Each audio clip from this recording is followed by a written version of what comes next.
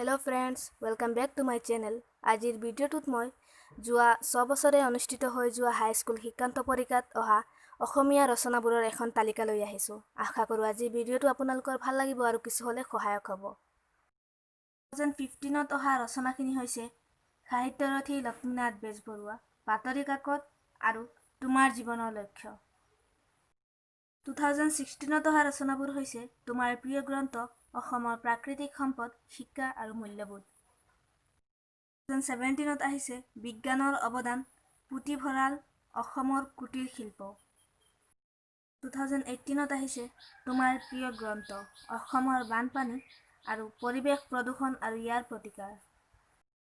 2019ত অহা ৰচনাবোৰ হৈছে স্কুল আলোচনী আৰু ইয়াৰ উপযোগিতা, দৈনন্দিন জীৱনত বিজ্ঞানৰ প্ৰভাৱ আৰু দূৰদৰ্শন।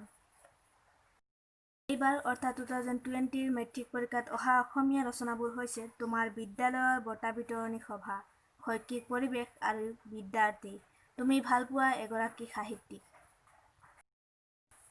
মৰমৰ বন্ধু বান্ধৱীসকল, এই ৰচনাবোৰৰ ভিতৰৰ বহুকেইখন ৰচনাই মই এই চেনেলটোত আপলোড কৰিছোঁ।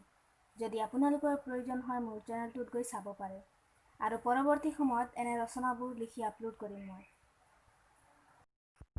ভিডিঅ'টো শেষলৈ চোৱাৰ বাবে অশেষ ধন্যবাদ।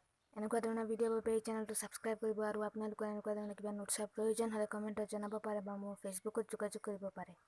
ভিডিঅ'টোৰ ডিছক্ৰিপশ্যনত ফেচবুক লিংক আছে, আপোনালোকে দিয়া প্ৰশ্ন উত্তৰ দিয়াৰ চেষ্টা কৰিম।